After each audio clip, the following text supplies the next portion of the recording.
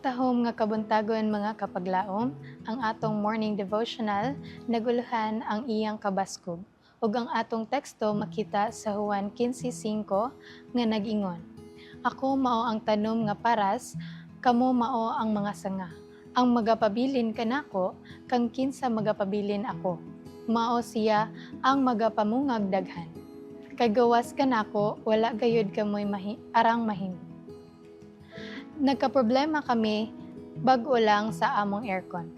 Nga anaa pay warranty ug naghulat kami og pipila ka mga adlaw samtang nagpadulong ang bag-o nga mga piyesa. Sa diha nga nakita, manug-ayo ang ebidensya sa nasunog nga mga kable. Iyang gisiguro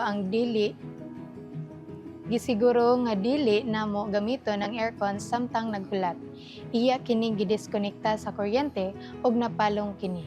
Kung dili makonektar ang kuryente, ang aircon dili na makahimo sa katuyuan niini ug wala nay pulos hangtod sa makonektar kini og balik. Si Jesus miingon, pabilin kamo kanako ug pabilin ako kaninyo. Naintriga gayud ako pag-ayo sa pulong nga pabilin nga nagpasabot og pagpundo o magpabiling konektado o kining pagpabilin adunay duha ka bahin. Si Jesus mupabilin kanato o kita mupabilin kaniya. Sa Grego, ang mga pulong nga ako o kanako nagtapad nga nagpatin-aw sa duha ka bahin sa formula. Kini maong suod nga panaghiusa gikinahanglan kaayo sa pagkamabungahon kay kita walay kusog sa pagpamunga sa atong kaugalingon lamang. Gidetalye kini sa pagpasabot ni Jesus. Maingon nga ang sanga sa iyarang kaugalingon dili makabunga gawas kun magapabilin kini sa tanom. Sa ingon usab kamo dili makapamunga gawas kun magpabilin kamo kanako. Ako mao ang tanom nga paras, kamo mao ang mga sanga.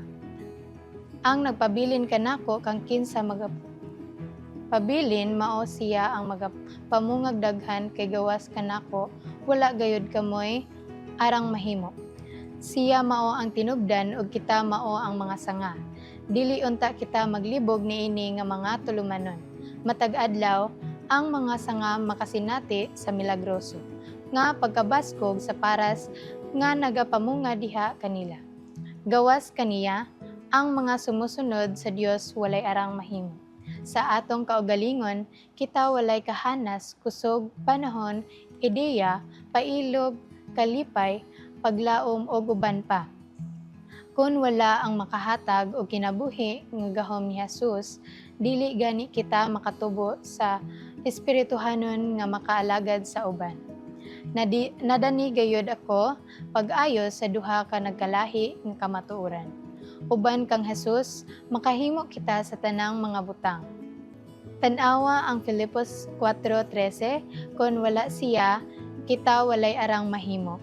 Ang atong kaluwasan ug ang atong Kristohanong paglakaw susama sa pagbuhat sa Dios.